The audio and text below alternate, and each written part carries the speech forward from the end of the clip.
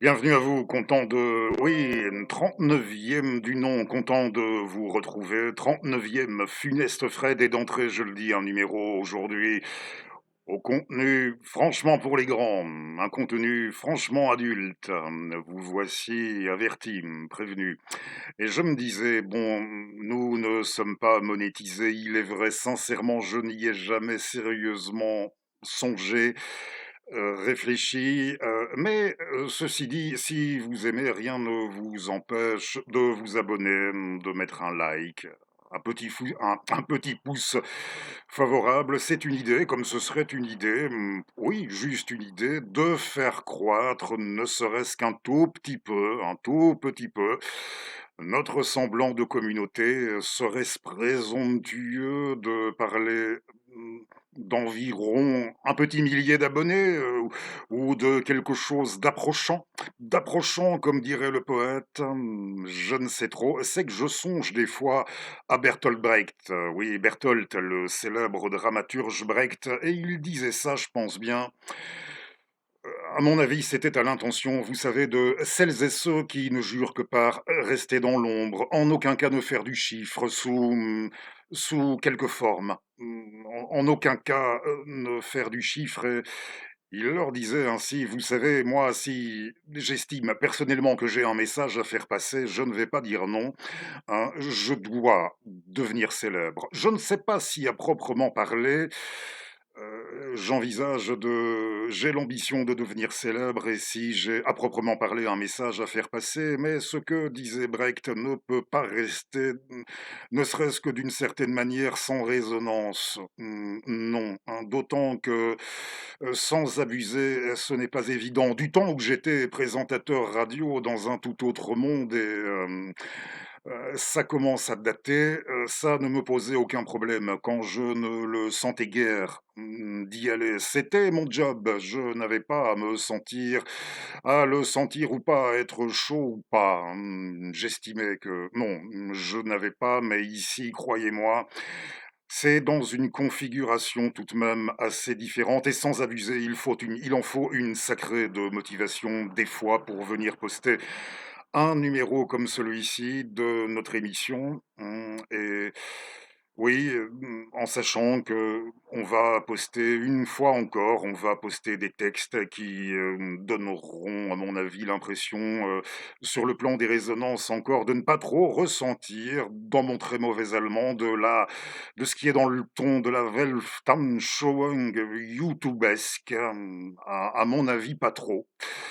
Mais bon, et j'ai parlé du poète aussi, eh bien, il arrive dans quelques instants, le poète, c'est que, je vous l'ai dit aussi il n'y a pas longtemps, je le répète volontiers, pour ce qui est de ma volonté de, dans les numéros à venir, mettre davantage l'accent, pas nécessairement toutes les semaines dans tous les numéros. Donc si ça vous dit, hein, c'est pas interdit, liker, s'abonner, parler de l'émission autour de vous, tout ça. On aura de nouveau l'occasion, dans le courant de ce numéro, de revenir sur notre émission, et allez savoir, sait-on jamais son avenir? Oui, oui, son futur, on va y revenir, mais j'aimerais bien, dans les prochains, pas nécessairement, à chaque fois, mais mettre davantage l'accent, revenir sur la catégorie, vous savez, des livres oubliés, perdus, ceux qui justement ne sont pas des plus courants, ou qui ne sont jamais devenus, franchement courants. Non. Et déjà le texte dont vous allez entendre, c'est une épopée, chevaleresque, qui vraisemblablement a dû se ressentir, de l'influence, on en parlait il n'y a pas longtemps, de même, du Roland Furieux de l'Arioste, une épopée chevaleresque. Je ne sais pas si le bouquin que je vais utiliser, si c'était la première fois que c'était à proprement parler imprimé, oui, à proprement parler, là, édité sous une forme imprimée dans la langue originale. Je ne sais pas, le bouquin que je vais vous montrer après, je les prends. À ce stade, il me les faut, et pardonnez, peut-être ce rayon d'or, je ne sais pas s'il est, oui, plus ou moins dans quelque part dans mes poils ou au niveau du cou, c'est pour l'éclairage, pour des raisons de lecture. car ce sont de petits caractères et je ne vais plus traîner pour ça, me rendre chez j'ai un trou, je ne sais plus comment, le spécialiste pour ça. Alors on y va. Dans mon bouquin, je vous donne l'auteur, les références, l'auteur, le titre, après lecture, et c'est comme dans Astérix, pour les grands. On se contentera de dire ça dans Astérix à la fin, dans la Serpe d'or, à la fin, il y avait chez le marchand, l'artisan, si vous vous souvenez, pour les druides, ces serpes, il y en avait un peu pour tous les goûts. Il y avait pour grands druides ou druides grands, pour druides forts, pour druides minces, etc. Eh bien, ici, on se contentera de dire, et pour le contenu de ce numéro dans son ensemble pour les grands. Notre récit, notre épopée chevaleresque, notre chanson de geste. Voilà, je cherchais la formule la plus adéquate. Notre chanson de geste constituée de 20 chants au total, 200 pages imprimées dans mon bouquin. Je donne déjà la précision avant lecture. Alors, on y va. Je vais m'efforcer de faire de mon mieux. Pardonnez-moi s'il y a des petits ratés en cours. Un petit caractère. Il prit un jour. On y va. Il prit un jour envie à Charlemagne. Il prit un jour envie à Charlemagne de baptiser les Saxons mécréants. Alors il s'arme et se met en campagne, suivi des pairs et des paladins francs. Monsieur le Magne eût mieux fait, à mon sens, de se damner que de sauver les gens, de s'enivrer au milieu de ses lards, de caresser les belles de son temps, que parcourir maint rivage barbare, et pour le ciel consumer son printemps, 10 ans entiers sur les rives du Xant, on vit aux mains les mortels et les dieux. Passe, du moins, c'était pour deux beaux yeux, et cette cause était intéressante, mais je plains bien les héros que je chante, comme des fous errants, sans feu ni lieu, depuis 15 ans, les sires vénérables, ils guerroyaient et s'en allaient au diable, en combattant pour la cause de Dieu, tout allait bien. Et le bon roi de France de triompher caresser, pardonnez-moi, l'espérance. Quand lui, l'armée et tout le peuple franc devinrent fous, et vous saurez comment. Ici commence l'histoire de notre chevalier, le blond sornite, et je ne sors plus du texte à partir d'ici. Pour la première moitié du moins, je vous dirai pourquoi. Le blond sornite, sire de Picardie, ayant en croupe Adelinde, Samy, errait au sein d'une épaisse forêt, où le pouvoir d'une triste magie des voyageurs plaisamment se jouait. Le passager, un siècle cheminait de ça, de là, par maintes avenues, à droite, à gauche, et sans trouver d'issue, car la forêt, par un enchantement, suivait les gens, s'avançait à mesure. De quel côté contenta l'aventure? Sornite le preux s'ennuyait, cependant, dans ces déserts, sa valeur abusée, depuis longtemps, ne s'était exercée. Sornite brûlait de signaler encore et son grand cœur et sa haute vaillance pour Adelinde et l'amour de la France. De temps en temps, il sonnait de son corps, tout répondait par un profond silence. Mais un beau soir, il voit venir enfin un chevalier enveloppé d'airain, le potentaite et la lance à la main, et sous lequel un palefroid superbe d'un pied léger effleure à peine l'herbe. Il accourait à pas précipités. Sornite s'avance et lui crie: Arrêtez! Chevalier preux, si vous n'êtes pour la France, je suis pour moi, dit l'autre avec fierté. Et sur le champ, remets à ma puissance ce palefroid, cette jeune beauté. Si n'aimât mieux mourir pour leur défense, 20 chevaliers les perdraient s'il le faut, dit le Picard, sornite, mais périraient plutôt. Et tout à coup, ses yeux bleus s'arrondissent et l'un et l'autre, ils fondent tous les deux. Sous les éclairs, leurs casques retentissent, la forêt tremble et les chevaux hennissent. Pleins de fureur, l'un et l'autre guerriers, en sans détour et de taille et de pointe, multipliaient le volatile acier. Partout, la force à l'adresse était jointe, tantôt le fer étendu mollement du rival suivait le mouvement, puis tout à coup, leur fougue redoutable d'un bras soudain allongé, raccourci, cherche passage au sein de l'ennemi et fait frémir la forêt ébranlée. À l'un d'ampleur, un bras au ciel étendait, et son amant de l'autre entrelacé, ses cris perçants et le bruit de l'épée de la nuit sombre augmentait la terreur. Elle criait, d'épouvante frappée. Ah, déloyal, percez plutôt mon cœur. À la faveur de son coursier agile, notre inconnu s'élance brusquement, prend dans ses bras de l'Inde immobile, pique des deux et fait comme le vent, glacé de honte, enflammé de courage, plein de regrets, plein d'amour, plein de rage, Sornite s'emporte et vole sur ses pas. L'Inde criait et lui tendait les bras. Bientôt, après, devant eux, se présente, environné d'une onde transparente, un grand châtel couvert de diablotos, tenant en main des torches, des fanaux, dont le zéphyr, dans les replis des flots à les briser, l'image étincelante. Sornite battait son cheval au galop. Au son du corps, le pont-levis s'abaisse. L'inconnu passe, et Sornite aussitôt. Soudain, le pont se lève avec vitesse. Tout disparaît, les fanaux sont éteints. De vers le ciel, Sornite tendait les mains. Partout, il roule une ardente prunelle à haute voix. À de l'Inde, il appelle, rien ne répond. Seul l'écho de ces lieux renvoyait l'Inde à son cœur amoureux.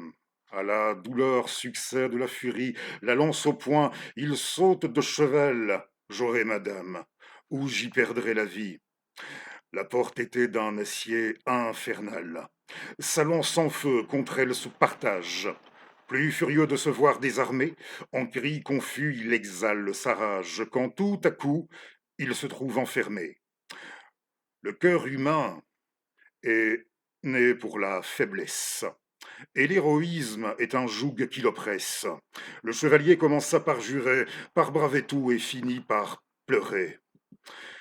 Dans le château, quand l'Inde fut entré, le ravisseur, la tenant par la main, la conduisit, interdite, éplorée, en certains lieux lugubres et souterrains, puis il s'en fut.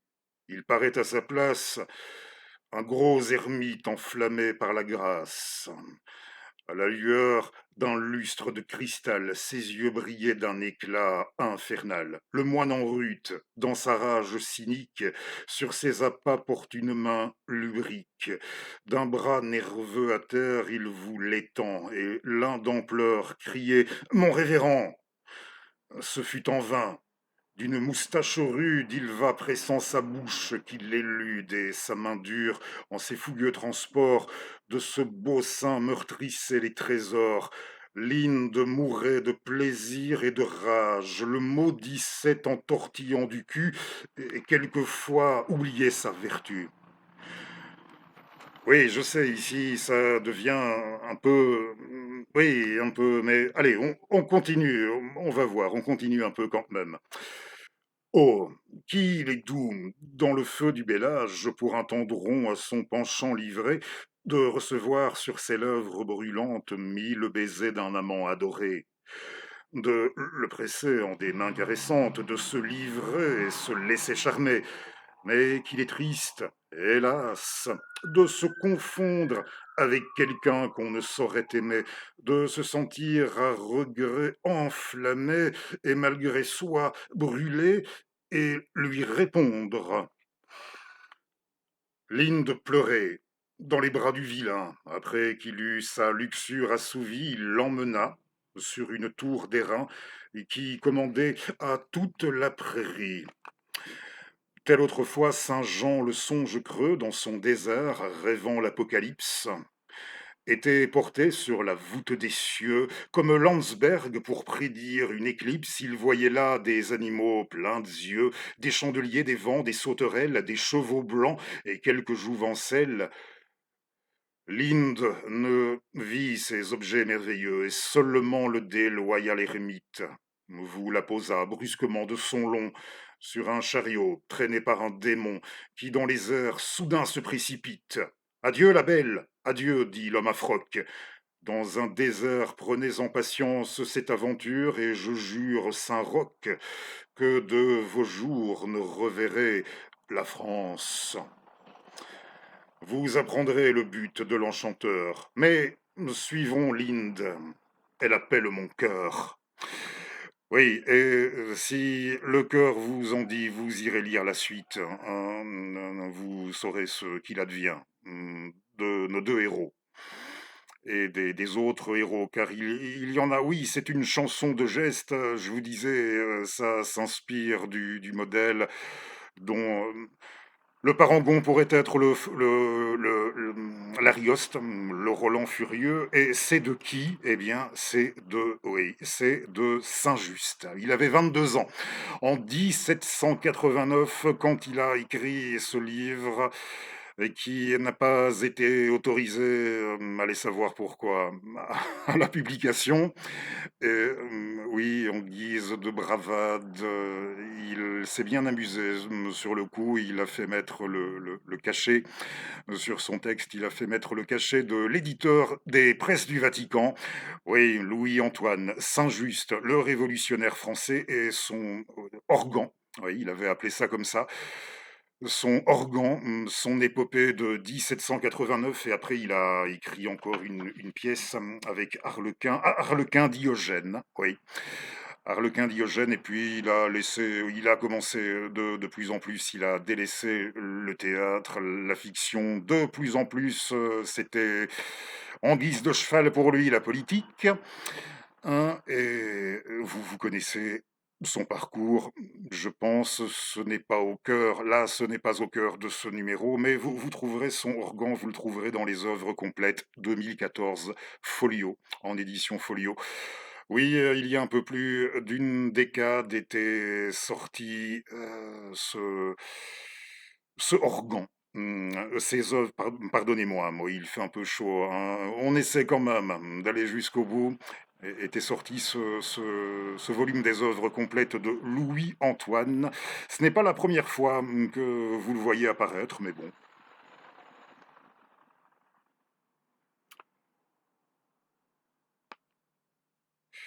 Oui, j'en ai fait l'acquisition il n'y a pas longtemps, il y a encore oui, il me reste encore quelques pour ainsi dire, il me reste encore quelques textes, pour être honnête, une fois de plus, avec vous, notamment dans la partie c'est que vous avez le théâtre, bien sûr, vous avez, ces premiers textes, Organ, la pièce qui a suivi, Harlequin Diogène. Oui, Organ, en 1789, à 22 ans, pour notre homme qui sera député de l'Aisne.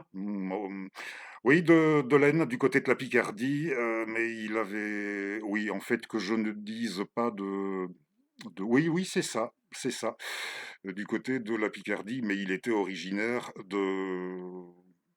oui, sa famille, à un moment donné, a émigré, mais oui, c'était pour émigrer dans l'Aisne, à Blérancourt, et oui, oui, il était originaire de la Nièvre. Mais j'étais sur le point d'oublier, hein, ce que me fait faire et dire et oublier partant la chaleur.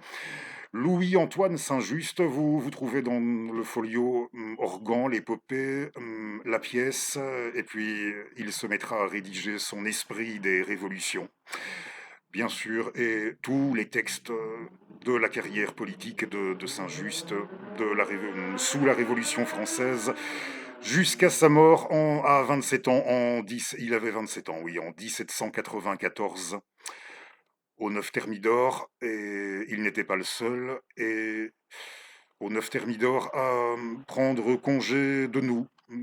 Ce jour-là, et vous avez tous les textes, tous les comptes rendus, on appelait ça comme ça, les comptes rendus des interventions de Saint-Just dans le cadre, aussi bien dans le cadre du comité de salut public, hmm, aux côtés de vous savez qui, et des autres, pas besoin de rappeler non plus, hein, ou au besoin convoquer des moteurs de recherche, c'est aussi l'un des buts de Funeste Fred. Restimuler un petit peu la curiosité, la recherche active au sens large autour du livre.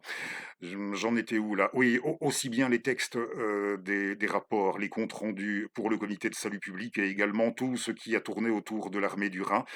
Car somme toute, à côté des interventions, oui, de sa production théorique et de ses interventions à l'Assemblée, au comité, dans les organisations dont il fut membre sous la Révolution. Je pense qu'en priorité, et on oublie beaucoup trop facilement Saint-Just, il faut le voir en priorité comme ayant été un chef, un organisateur militaire exceptionnel, hein. L'armée du Rhin. Lisez, alors vous, si vous souhaitez en savoir davantage, une biographie comme celle qu'avait préfacée André Malraux, même si ce n'est pas la plus facile et certainement pas, je le dis, la plus agréable à lire, mais bon, elle est loin d'être la plus hostile, pour sûr. Je mets le nom de c'est le livre qui s'intitulait «Le Saint-Just par la force des choses». Oui, je mets le nom de l'auteur en partie description. Et si partant pour vous attaquer à son intégrale, c'est en folio, ce sera indiqué aussi en dessous de la vidéo, comme pour tous les autres bouquins de ce numéro. Oui, ce qu'on lui doit en tant qu'organisateur, si tant est qu'on est plutôt enclin à voir des aspects positifs, sur le plan de l'héritage, comprenez, dans la Révolution française, et je peux vous renvoyer de même à la présentation qui est faite par le rédacteur de ce volume chez Folio. Attendez une, une petite seconde. Oui, Miguel Abensour, pardonnez-moi, Miguel Abensour. Et oui, mon cerveau est plein de... C'est grouilleur et mental, ce que vous voulez, ou les deux en même temps, et tout ce que vous voulez aujourd'hui. Funeste Fred pour la mémoire. Et si il vous dira ce qu'il faut, oui, il vous donnera en tout cas des balises pour ça, comment il faut le voir au-delà des mythes, et partant au-delà des mythes pour ou contre. Maintenant, bien entendu, vous avez la Vulgate, oui, la Vulgate libérale, conservatrice, bon teint, libérale, bon teint, hein, dominante, toujours dominante. Oui, pour ça, c'est sûr. Si vous souhaitez y aller, allez-y. Perso, j'ai déjà donné pour ça. Oui, oui, je vous prie de me croire. Donc, si je vous en parle, c'est un petit peu, et tant pis si c'est prétentieux, euh, en connaissance de cause. Nous allons sortir de l'univers, peut-être, de l'univers de la Révolution française pour entendre une lettre maintenant. Oui. Une lettre, et on revient au recueil que je vous ai montré, édité en 2007. En 2007, la correspondance, un choix de lettres, plus exactement.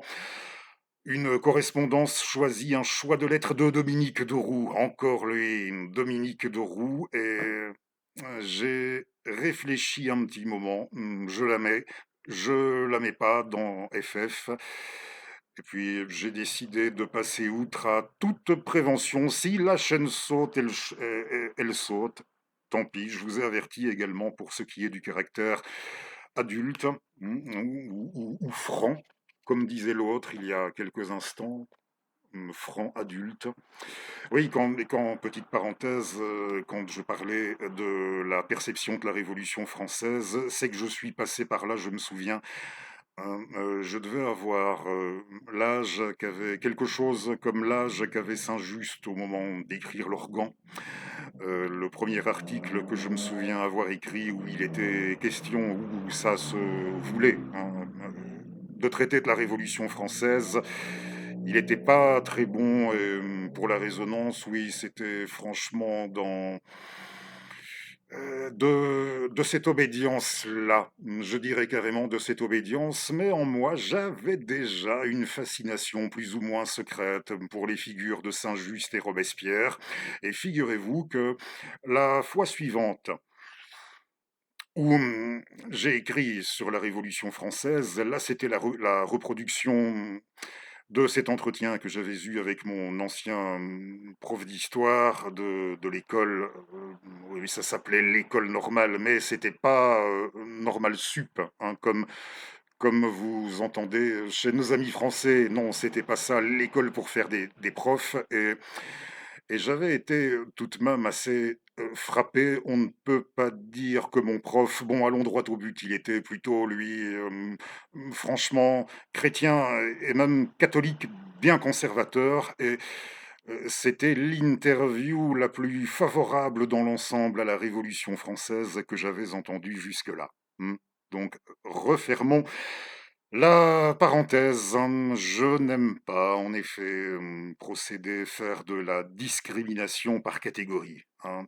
C'est pas ma spécialité première. Alors, la lettre, ah oui, on sort de la Révolution peut-être française pour aller dans l'univers célinien. Maintenant, c'est que Dominique de Roux, à la tête des cahiers, des fameux cahiers de Lerne, il en a fait 2 sur Céline. Et ces cahiers, pour les amateurs, les collectionneurs, s'il y en a parmi vous, ils sont devenus très rares pour se les procurer. Oui, c'est franchement dur. Bon courage si vous vous mettez en chasse. Oui, les acquérir sur la toile peut-être, mais là, je pense que si vous avez affaire à, du moins si vous avez affaire à quelqu'un qui connaît ce qu'il vend en matière de livres, il faudra sortir l'oseille.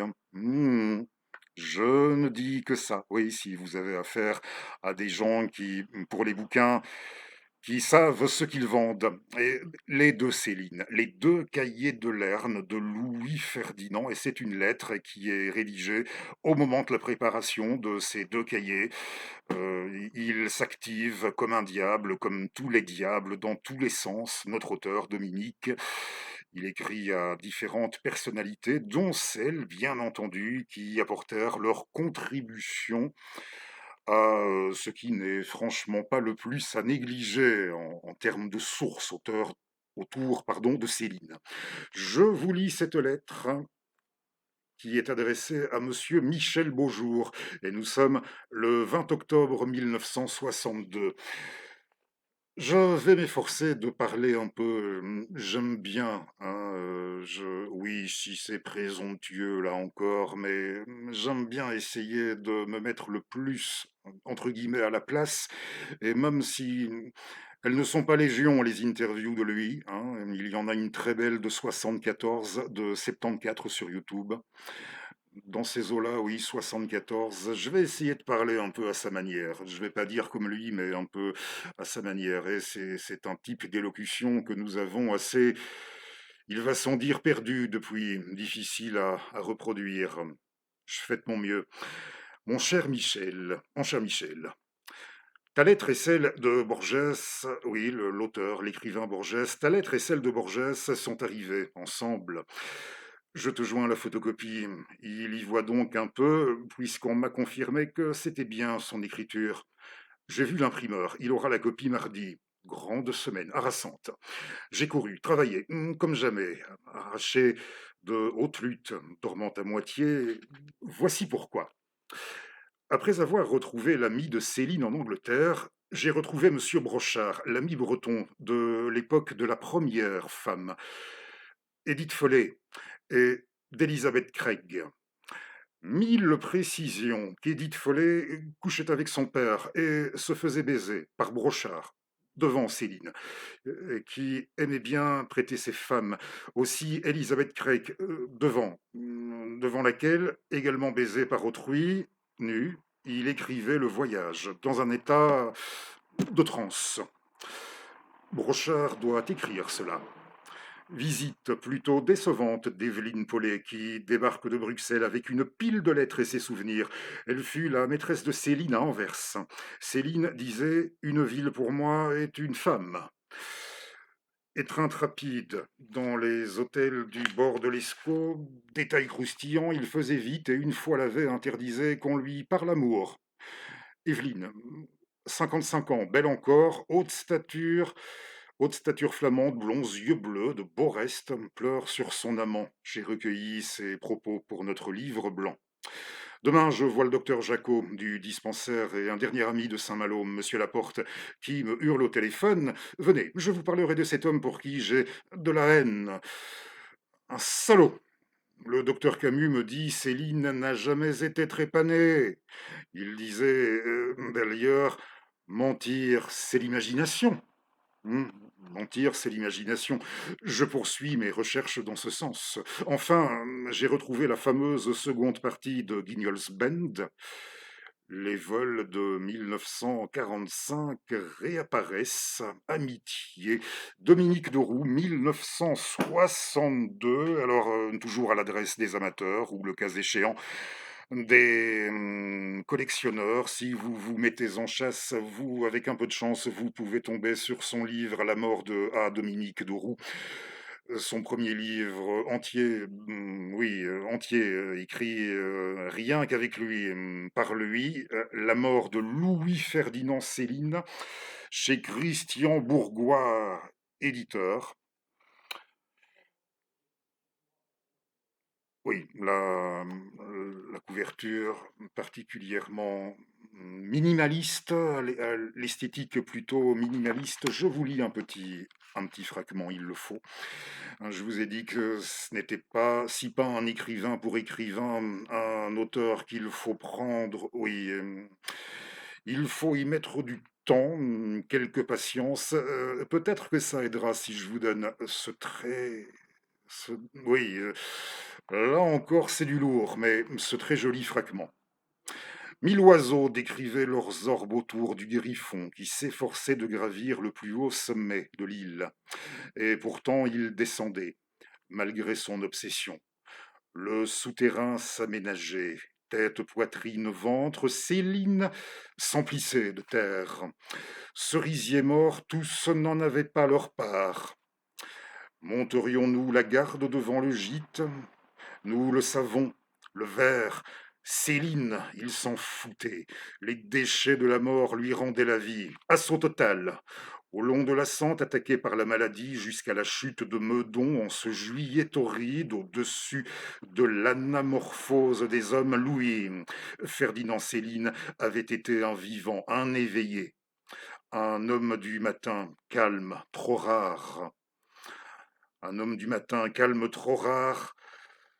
Un éveillé, un homme du matin, calme trop rare pour les satisfaire tous, fous comme Luther et Rembrandt, sans poids. Nul biographe ne le rejoindra jamais. Ce n'est pas un Kant, un tournesol dans sa chambre, ni un Ezra Pound, me dit sa compagne Rip Van Winkle, le héros qui s'endormit pendant 20 ans pour se réveiller dans un monde qu'il ne reconnaissait pas. Céline était de la taille des sauvages de New York, d'un capitaine cab irlandais sur le croiseur de D'Annunzio. À son sujet, l'indignation serait vulgaire, ses erreurs même désignent ce poète comme l'œil à fleur d'eau qui scrute les peuples sans espérance, regrette le beau temps de la veille.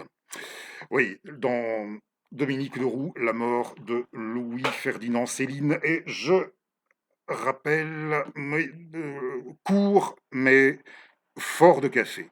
Là aussi, comme on dit, une femme, un homme, comme vous voudrez, averti, en vaut deux. Et mieux encore, et histoire de rappeler la sortie en folio aussi, là, du second, on parlait des textes retrouvés qui avaient été volés après la libération, et ça en fait partie des textes ultérieurement retrouvés, oui, qui ont été retrouvés ultérieurement, et je ne reviens pas dans le détail sur, pour ce qui est de ce parcours éditorial récent, il y a Hugues qui est désormais disponible en folio. On attend celui sur le chevalier de Céline, oui, le médiéval de Céline. Je ne suis pas célinien, j'aime bien, je vous l'ai dit, mais là, franchement, je ne dirais pas que je salive, rien qu'à y songer, mais je suis très, très curieux de voir le résultat. Oui, pour ce qui est de celui avec le chevalier qui ne devrait plus tarder non plus, en édition folio. En attendant, on remontre le Londres.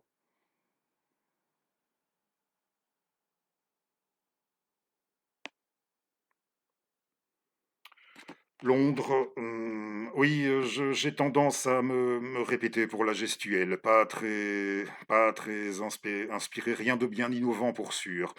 Dans ce numéro, Céline, Londres, le numéro 7000, le 7420e de l'histoire de la collection Folio. Voilà pour Céline. Je pense n'avoir rien oublié. Ce sur quoi je tenais à mettre l'accent dans ce numéro. Et le texte de clôture, eh bien, Révolution française de nouveau, non plus Saint-Just, mais cette fois Marat, Jean-Paul, oui. Jean-Paul Marat avec un poème. Un poème qui s'intitule tout simplement Marat. Et oui, je le dis. On n'est pas encore vraiment au moment de la fin, mais je le dis comme ça, c'est fait si... oui, j'en connais qui sont spécialistes de ça. Hmm.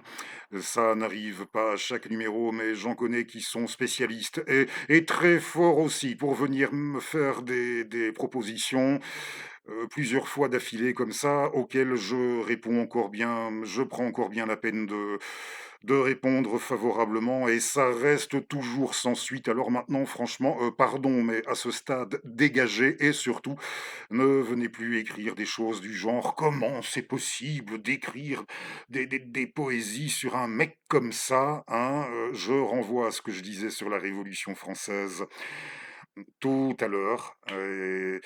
Oui, c'est que je vais encore faire une petite parenthèse avant de lire cette poésie, pour revenir aussi à ce qui l'a motivé. Pour ce qui aura motivé, oui, aux origines de notre funeste Fred, j'entendais Slobodan Despot de l'Antipresse dans son dernier numéro à lui. Il lisait des lettres, oui, des lettres encore, et là, il lisait des lettres de ses abonnés à lui, une lettre d'une dame à qui il disait avoir réussi depuis un moment à vivre comme dans un état de grâce, de félicité, en ayant réussi autour de ses livres, de ses lectures, à nouer des échanges, et je l'en félicite, hein. Je ne parle, il n'y a nulle ironie dans mes propos, je l'en félicite à avoir réussi à établir, oui, disait-elle, comme cet état de grâce sur le plan des échanges avec les autres, sur base de ces bouquins. Pour tout vous avouer, je ne suis pas en train de dire que je n'ai jamais fait d'expérience humaine positive, d'expérience humaine tout court, pourrions-nous dire, voilà, hein, ou d'expériences humaines enrichissantes. Je ne suis pas en train de dire ça, mais perso, terra incognita, terra australis, comme disaient les anciens. Terre australe incognita, pour moi, cet état de fait, je ne sais pas ce que c'est. Il faut croire que je n'ai, c'est triste, hein, oui, il faut croire que je n'aurais jamais réussi à établir, à obtenir des opportunités pour arriver à quelque chose d'approchant. Là encore, par rapport à ce type d'état de grâce, mais tant mieux pour cette chère dame si elle a réussi son coup pour ça, c'est oui, c'est franchement, je ne peux être que des plus admiratifs. Et il faut croire que j'ai dû renoncer à toute esquisse, je ne dirais même pas de faire du prosélytisme, mais simplement je vous passe les détails, hein, ma vie dans le détail, je ne sais pas si ça en vaut franchement la peine, mais ça fera mal peut-être, mais allez, je le dis aussi, si vous cherchez un endroit pour être sûr de ne jamais entendre parler, ou vous ne risquez pas entendre parler de littérature, une salle de prof, oui, allez à la pause, hein, ou avant, ou quand vous voudrez, quand ils sont là dans une salle de prof, ça ne risque certainement pas. Évitez, c'est un conseil, si jamais vous débutez dans la profession, évitez, ça vous évitera, ça risque de, oui, de sacrées suspicions déjà. Évitez, croyez-moi. Et des fois où je me prenais lorsque j'étais chez le libraire, chez le bouquiniste, j'avais l'impression d'avoir reconnu le son d'une collègue, le son de la voix d'une collègue. Et non, non, mais non, t'inquiète, qu'est-ce que tu voudrais qu'elle vienne faire ici où on vend des bouquins? Elle est prof de français. Hein, allez, c'est méchant et il va sans dire que je ne fais pas de généralisation. Il y en a qui ne sont pas comme ça. Il y en a qui ne sont pas comme ça, mais j'ai très tôt renoncé à ça aussi. Je vous disais la semaine dernière comment, depuis que je suis sorti de ce cadre scolaire, que je ne suis plus ni étudiant ni enseignant, je ne me perçois plus du tout comme quelqu'un, ni comme quelqu'un qui lit pour s'instruire, pour se cultiver, et pas davantage comme quelqu'un qui lit pour se divertir. Et je ne reviendrai pas sur ce dont je parlais la semaine dernière en faisant allusion à Dominique de Roux, à ce qu'il avait écrit dans un de ses bouquins et à ce que j'avais dit. Vous irez écouter notre numéro précédent. Si ça vous dit, c'est une manière comme une autre, sournoise peut-être, de vous renvoyer au précédent. Pour une fois, oui, je vous avais dit que je n'arrivais pas à me percevoir de la sorte et aux origines, et que c'était aux origines de l'existence de ce numéro, bien sûr. Mais il y a un petit élément, c'est que Victor Hugo, oui, après avoir cité Brecht, on va citer Hugo. C'est ça que j'étais sur le point, qui m'était sorti de la tête, la citation d'Hugo. Un enfant qui lit, selon laquelle un enfant qui lit, c'est un adulte. En gros, un enfant qui lit donnera à un adulte qui pense. Et j'avais griffonné comme ça une fois. Oui, qui pense, cher Victor, qui pense ses plaies. Oui, bon, et quelque part, oui, croyez-moi, au final, on pourrait presque le voir comme ça. Un enfant qui lit donne un adulte qui pense, mais alors chez moi, je préfère dire qui pense ses plaies. De ce rapport avec les bouquins dont on ne sort pas vraiment indemne, hein, et donc au besoin, vous avez compris ce qui se trouve, entre autres facteurs, à l'origine de l'existence de Funeste Fred sur YouTube. Je vous lis le poème sur Marat et je vais encore vous montrer deux bouquins avant de prendre congé de vous, si vous souhaitez en savoir davantage. Là, sur Jean-Paul Marat, il y a, je risque, avec la chaleur, je risque de me gourer dans les calculs. Alors, je ne vais pas calculer le nombre d'années, mais aujourd'hui, c'est son anniversaire, celui de son assassinat, le 13 juillet 1793, chez lui, par Charlotte Corday, bien sûr. Hein, oui, là, c'est presque, pardonnez-moi, c'est pas ma spécialité de prendre mes auditeurs. Non, non, ben, vous le saviez, on reviendra autour autour d'elle aussi. Il y a pas mal à dire aussi autour de notre Charlotte. C'est le 13 juillet 1793, alors que lire sur Jean-Paul Marat, je vous montre le plus ancien en premier, permettez, ça doit se trouver derrière. Oui, ben vous avez. Oui, effectivement. Pardon, ils étaient assez loin derrière votre serviteur. Le plus ancien, j'ai dit celui de 1967 de mon homonyme, mais pas pour le prénom, Stéphane Cordier, aucun lien de parenté. Ou alors, je vais investiguer Jean-Paul Marat de Stéphane Cordier qui avait été édité chez André Dorache. Il va sans dire qu'avec le temps, ce n'est pas, c'est pas, ça ne court pas, ça court pas les rues non plus, pour ce qui est de le trouver.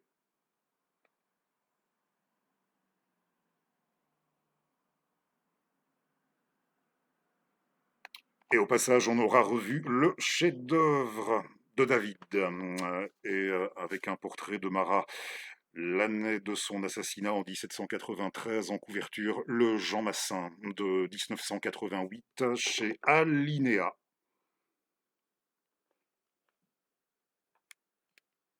Un petit coup de Jean Massin, de même.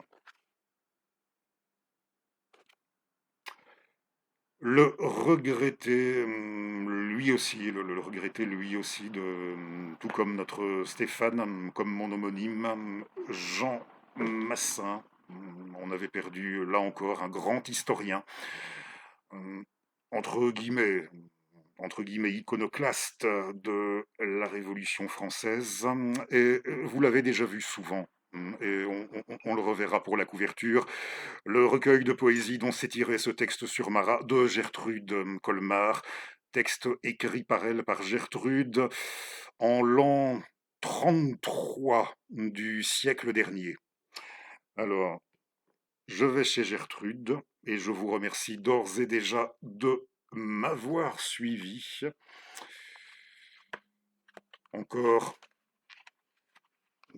oui, toutes mes excuses si c'est par moments un peu bof, mais bon, la chaleur, et puis j'ai été.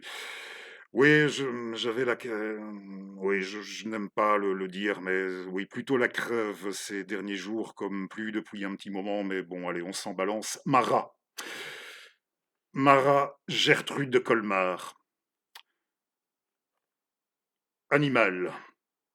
Toi, ordure, visqueux, tremblotant, crapaud, tu glisses furtif, humide, habitant des caves, dans les remugles moisis, la puanteur huileuse de la lampe, un torchon sur les genoux et la plume au poing, toujours écrivant, convulsif, hiboum, familier de la nuit, tes yeux gris jaunes, impitoyables, et pour finir, chair rongée de lèpre, d'ulcères, d'abcès, gangrène, furoncle sur le sein de l'humanité.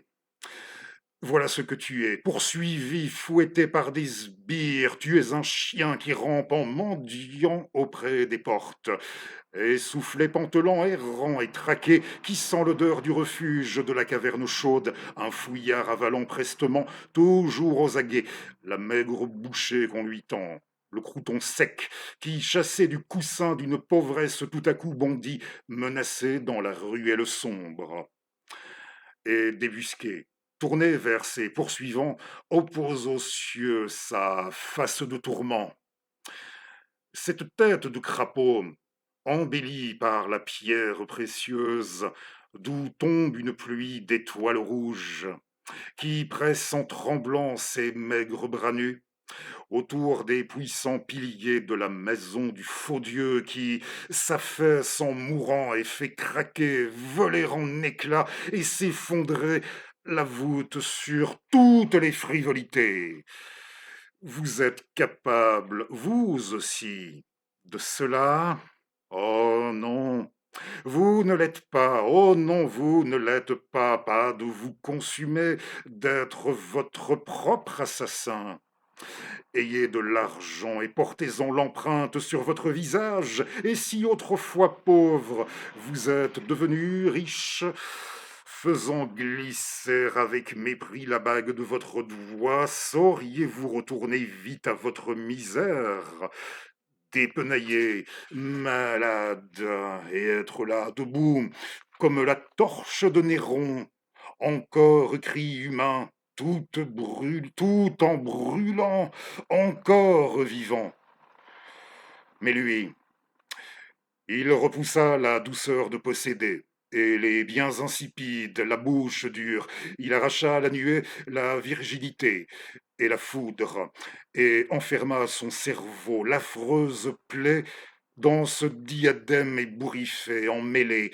Il arracha son cœur de son corps infecté, il le pétrit informe comme la motte d'argile, le plaquant sur le grand tour de potier, et leva son large front et son regard vit du rouge, les nuques tranchées, les têtes, le sang dans les baquets, contempla les labours autour de huttes écroulées, et vit dans toutes les mains affamées du pain, et lui était couché, et dans son mince dénuement il souffrait, dévasté, gémissant, et saisi dans son délire fiévreux, le matin enroulé de l'air nouvelle, et le déploya comme un drapeau.